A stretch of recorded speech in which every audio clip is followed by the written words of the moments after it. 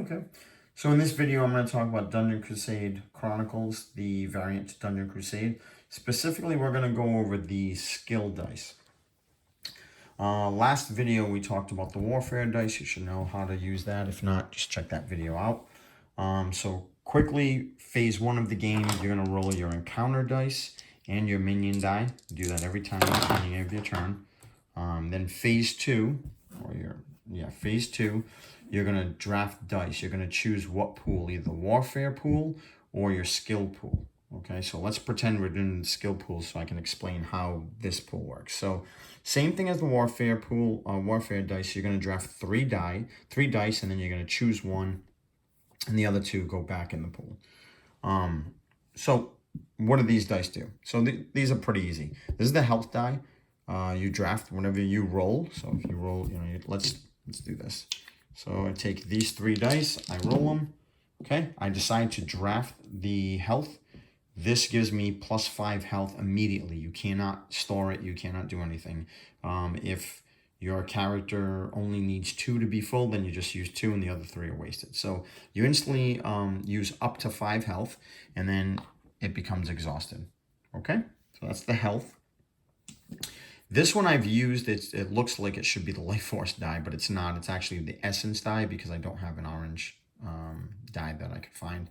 So this is the Essence one, the same thing as the Health die. Whatever you roll, you use the amount. So if you rolled a 4, you up to 4, you restore up to 4 Essence on Mahiliac. So once again, if you're maxed, let's say you're maxed out and you use it, that's fine. You're maxed out, you can't use any of it, but it does get exhausted. Okay. This one is the same exact thing, except it's gold. So whatever you roll, you immediately get that amount of gold in your supply. So if you roll a 3, you get 300 gold. If you roll, a 5, you get 500 gold. Pretty straightforward, and then you would exhaust it. The movement die is a little bit different. This is the actual movement die. Whatever you roll on the movement die, and let's say you draft it, let's say you got a 5, you actually keep, this is the only skill die that you actually store for later use, okay? So you draft this, so let's just clean this up a little bit. Let's say I decided to take these 3 dice, I roll them, I decide to take my movement die, these 3 dice go back in the pool for the next time I decided. So I have a 3, and you can put it right in front of your character, right in front of your play area. Whenever you want to use it, it's a one-time use, like the torch. The torch is a one-time use. It's a one-time use. Actually, just to explain it, the torch is a one-time use, but it goes back into the merchant to purchase later. What do you call it? This is a one-time use. You have to declare you're using it before you roll. So during your movement, for Mahiliac, you would say, I'm using this die. I mean, obviously, probably going to play alone, so you wouldn't say it out loud. But anyway, you would take this die, exhaust it. So now you have +3. Then you would roll your movement die. It's very important that you choose that ahead of time, and it's not a reactive thing. Reason for that is if it's reactive, it makes the game a little bit easier. These are things that you need the game to be a little bit hard, and you need tension for the game to be fun, in my opinion. So I decided to use that movement die. I rolled a 2, and Mahiliac's base movement is a 2. So that would be 2 + 2 + 3, so 5, so 7. So Mahiliac has up to 7 movement during the movement action or movement turn. Or actually, in the beginning of his turn, he's always moving. Side note, when Mahiliac moves, as long as he does not battle a minion or a champion, he can, if he has 7 movement, he can go 1, 2, 3, 4, flip this mystery chamber, do whatever it does, draw a loot card. He has 4. He still has 7 left. He can go 1, 2, 3. All right, 1, 2, 3, and he can end his turn there, or he can use Essence or Torch and come down here and actually fight on the same turn. As long as he didn't fight a monster or a minion or any kind of battle or a guardian, his turn can keep going. That's why it's important to declare if you're going to use that movement token. Okay, anyway, back to the skill dice. That's the movement dice, the only one you can store, one-time use. It gets exhausted once it's used. This one should be the Life Force die, but it's not. I mean, it's the Life Force die, but the colors obviously should have been green. But this is the Life Force die, and you roll it. You know, for example, you're rolling the health, the essence, and the Life Force die. You roll it. I decided to take the Life Force die, so I exhaust it, and I immediately grab 3 Life Force from the supply, and then I put it in front of me. So that's easy. The last one is the monster die. It's a darker color die, but the monster die is really interesting. It's used immediately like all the other skill dice, okay? But once you choose the monster die, let's say I chose this monster die, put this back here, and then this is exhausted. This is my exhausted pool. I have 3. Okay, so I rolled a 3 for the monster dice. What that means is I can choose any card, any champion, any guardian, any minion card in the game. Okay, not the guardian cards, the champions or minion cards. And I can I shuffle them, and I randomly randomly draw just like you normally would. But the thing is, you get to see what your next opponent is. Okay, so basically how that works is I rolled a 3. Okay, let me go and let me draw. So I'm gonna decide. You can't, you just decide. All right, well, let me, basically the game is you're gonna fight 2 level 4 monsters, level 3, 2 level 2s, couple level 1s, depending on what you're doing. So it would be nice to know what these level 4 monsters are ahead of time. So I want to draw 1. Then this is my decision. I'm picking a champion level 4. Okay, so I drafted 1. Here's 1, and you can put them anywhere. Let's just put them here just to make it easier. So there's 1.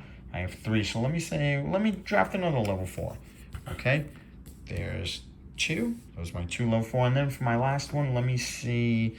I'll go to level 3. Let's say I want to fight a level 3 monster eventually. So I take this level 3 monster deck. I draw it randomly.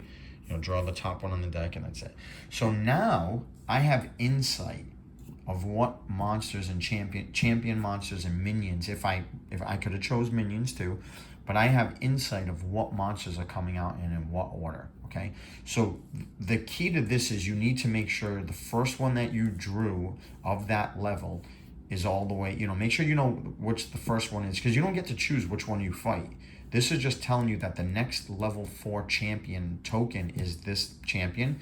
The second one you fight, assuming you fight another one, is this one. And the first level 3 champion monster is here. So once again, to be clear, I drew her first, him second, and him third. Okay? So when I see the next time there's a champion monster that I fight, this is who I'm fighting. So because of that die, I have insight. So guess what? Little strategy tip is it's important to find out who you're fighting as early as you can. So guess what? You can start drafting your warfare dice, weapons, merchants, and this is the strategy of this game, and it packs such a punch in such a short period of time. Most of these games that I'm playing run about an hour and 15 minutes to an hour and 30. I've played it quite a bit, so I think an hour and 30 is very realistic. And sometimes I've gotten blown out and I've finished the game in like 45 minutes. But anyways, that was a side tangent. But anyway, so point is that monster die is very powerful. Just make sure you know whichever way you want to set it up on your table. Usually this is my area of where my weapons are. This is the way I set it up. I got all my dice here. I have the skill. I have my dice over here, my skill dice. My warfare dice are over here. My board is over here.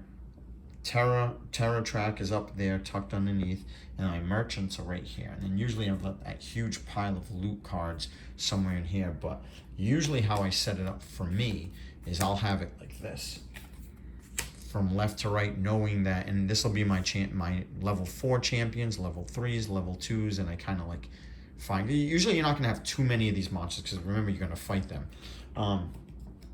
And then my level 3. So as long as you remember, and as long as you line this up correctly, this is your next level 4 champion monster. And then once you fight her, if you, let's say you die or she dies or whatever happens, and once you, it's just like base game. Once you fight somebody, you leave the chamber. If you don't kill them, that card is out of the game. So then this is, so if you go back into that chamber, now this is the champion monster you're fighting. Same thing with the level 3 champion monster. Okay? So that's the dice. So to recap again, health die, essence die, monster die that foreshadows future monsters, can be a minion, can be a champion monster. The game has has 3 missions, main, side, and kill the Guardian. The Guardian is Banevik. So it's either a Banevik level 4 or level 3. So you wouldn't use this because you know this is the Banevik card coming. Like, so you would never use. You would use this, and there are some times where I really don't need this die at the end. I know what the next like 3 or 4 monsters coming out are, and sometimes I'll use it for minions because sometimes level 3 minions can kind of kick your butt.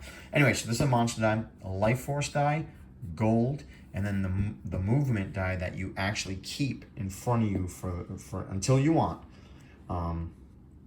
And then one-time use before you actually move and before you roll the movement. Okay.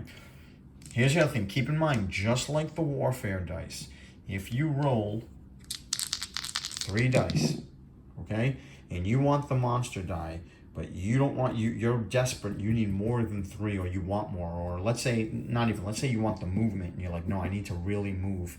I need to get to where I need to be. You can exhaust this die, and this pip will go from 3 to 4, just like the warfare.